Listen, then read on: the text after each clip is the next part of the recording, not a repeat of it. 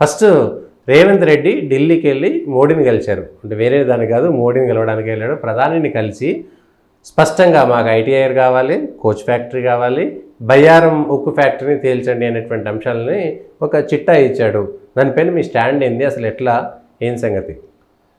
మీరు మోడీని కలిశాడనే పదాన్ని నేను దాన్ని ఒక అంశం చెప్పదలుచుకున్నా. ఆయన పగటిపూట మంత్రులను కలుస్తుండో, రాత్రిపూట కాంగ్రెస్ నాయకులను కలుస్తుండో. ఈ డ్రామా కోసమే ఢిల్లీ పోయిండు.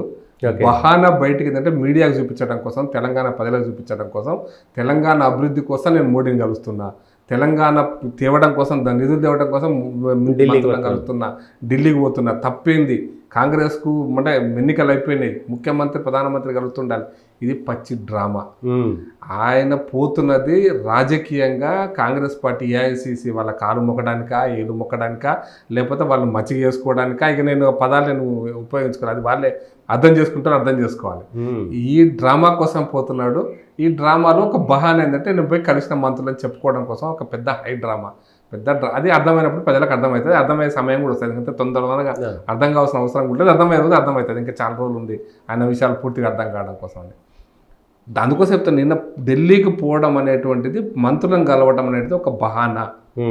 వాస్తవానికి ఆయన కాంగ్రెస్ పార్టీ రాజకీయాలలో తన పదవి కాపాడుకోవడం కోసం, కాంగ్రెస్ పార్టీ జాతీయ నాయకులను మచ్చిక చేసుకోవడం కోసం, ఇక పోయినప్పుడు అలా పెద్ద కట్ట తీసుకపోలేడు కాబట్టి చిన్న చిన్న సూట్ కేసులు తీసుకపోవడం కోసం, ఇది అంటే కప్పం కట్టాలి కదా, ఎవ్రీ మంత్ కప్పం కట్టాలి. ఆ కప్పం కట్టడం కోసమే పోతాడు ఆయన. ఆయనకి అవసరం ఉంది, ఆయన వల్లనే కాంగ్రెస్ అధికారుల కోసం ఆయన కప్పం కట్టాల్సిన అవసరం. ఆల్ ఇండియా పార్టీ కప్పం కట్టకపోతే ఆయన ముఖ్యమంత్రి ఉన్నాడు కదా. ఇక్కడ ముఖ్యమంత్రి ఉండడానికి అవకాశం ఉన్న వాళ్ళు, ముఖ్యమంత్రి కాంగ్రెస్ పార్టీలో సీనియర్ నాయకులు చాలా మంది ఉన్నారు. ఆ నాయకులను కాదని నీకు ఇచ్చిరంటేనే ఎవరు ఎక్కువ అర్రాజు పెట్టిండ్రు, ఎవరు ఎక్కువ ఇస్తే వాళ్ళకి ఇచ్చిండ్రు, ఎవరు ఎక్కువ అర్రాజు పాట పడితే వాళ్ళకి ఇచ్చారు. మరి అర్రాజు చేసిన వాళ్ళు కట్టాలి కదా ఎవ్రీ మంత్. నీకు అంతే ఇప్పుడు టోల్ ట్యాక్స్ మనం కడతాం కదా, ఎవ్రీ మంత్ గవర్నమెంట్కి ఇంత కట్టాలన్నట్టుగా ఎవరు ఎక్కువ పాట పడితే వాళ్ళకి ఇచ్చినట్టు ఈయనకి ఇచ్చారని నేను అనుకుంటున్నా. లేకపోతే ఇన్నిసార్లు ముఖ్యమంత్రి ప్రధానమంత్రిని కలవాల్సిన అవసరం లేదు. ప్లస్ కలవాలి ఖచ్చితంగా. ఒక పాలసీ మ్యాటర్ అన్నప్పుడు పాలసీ మ్యాటర్ డిసిషన్ తీసుకోవడం కోసం కలవాలి. రిమైనింగ్ ఇష్యూస్ అన్నీ కూడా, తర్వాత ఇష్యూస్ అన్నీ కూడా కాయిదాలు కనపడతాయి, కాయిదాలే చెప్తాయి కదా. కాయిదాల మీద నువ్వు నోటు పంపిస్తావు, దానికి మినిస్ట్రీ లెవెల్లో ఒకసారి పాలసీ డెసిషన్ ప్రధానమంత్రి ముఖ్యమంత్రి గారు ఒక నిర్ణయం తీసుకుంటే ఆ నిర్ణయం అమలు చేయాల్సింది కింద స్థాయి అధికారులు. వాళ్ళ దగ్గర నువ్వు అధికారులను పంపించుకోవచ్చు, నీ అధికారులతో పని చేయించుకోవచ్చు. మాటికి మంత్రులను కలిసి ఈ రోడ్డు ఆ రోడ్డు అవసరం లేదు. నువ్వు రోడ్డు వేసే విషయంలో నోటు పంపిస్తే రోడ్డు అయిపోతుంది. నీకు ఇన్నిసార్లు కలుస్తున్నట్టే దాని వెనకాల ఏదో ఉంది. నేను అనుకుంటున్నా, నేను ఊహిస్తున్నా, నేను అనుకుంటున్నా.